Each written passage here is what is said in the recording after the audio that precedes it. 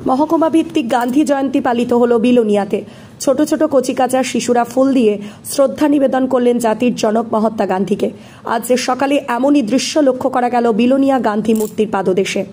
আজ ২রা অক্টোবর মহাত্মা গান্ধীর ১৫৫তম জন্মজয়ন্তী। বিলোনিয়া তথ্য সংস্কৃতি দপ্তর উদ্যোগে পৌর পরিষদের সহযোগিতায় মহকুমা ভিত্তিক জন্মজয়ন্তী অনুষ্ঠান অনুষ্ঠিত হয় বরজ কলোনি গান্ধী মূর্তির পাদদেশের সামনে। আজ সকাল ৮টা নাগাদ প্রদীপ প্রজ্বলনের মধ্য দিয়ে অনুষ্ঠানের সূচনা অতিথিরা। এরপর রামধনু সঙ্গীতের মধ্য দিয়ে উপস্থিত অতিথিরা একের পর এক গান্ধীজির মূর্তির পাদদেশে ফুল দিয়ে শ্রদ্ধা নিবেদন করেন। পাশাপাশি এলাকার ছোট ছোট কচিকাঁচা শিশুরা সহ অভিভাবকরা জাতির জনক মহাত্মা গান্ধীকে ফুল দিয়ে শ্রদ্ধা জানান। শ্রদ্ধাঞ্জলি শেষে গান্ধীজির জীবন আদর্শ সহ দেশের জন্য আত্মবলিদানের ইতিহাস তুলে ধরেন আলোচনার মধ্য দিয়ে অতিথিরা।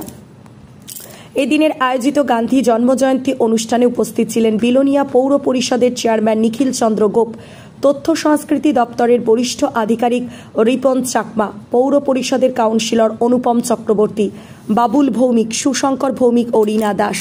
আদর্শ সেটাকে পাথেয় করে ভারতবর্ষে গত ৭৭ বছর ধরেই স্বাধীনোত্তর পরে যেভাবে এগিয়ে যাচ্ছে সেটা আমরা সবাই জানি।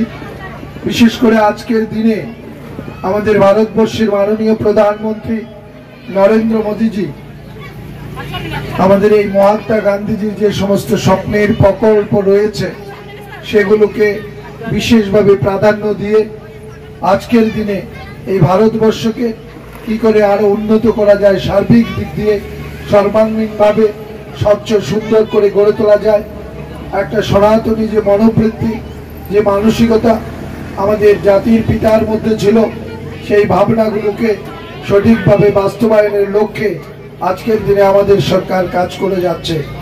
তো জাতির জনক মহাত্মা গান্ধী ১৮৬৯ খ্রিস্টাব্দে এই দিনে ২রা অক্টোবর গুজরাট পোরবন্দরে জন্মগ্রহণ করেন। ওনার পুরা নাম হচ্ছে মোহনদাস করমচাঁদ গান্ধী, ওনার পিতা করমচাঁদ গান্ধী। গুজরাটেই ওনার জন্ম, লেখাপড়া ডিগ্রি কলেজ ভারতবর্ষেই, কিন্তু উচ্চশিক্ষার জন্য উনি আইন নিয়ে লন্ডনে পড়াশোনা, লন্ডন থেকে ব্যারিস্টার পাস করার পর উনি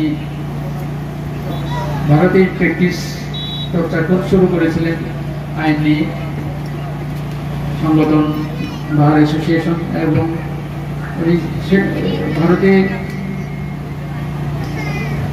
স্যাটিসফ্যাকশন যে ইন্টারেস্ট না হয়ে উনি বিদেশে ১৯১৫ সালে আফ্রিকাতে যান বিদেশে। ওখানে গিয়ে প্রায় ২১ বছর ওনার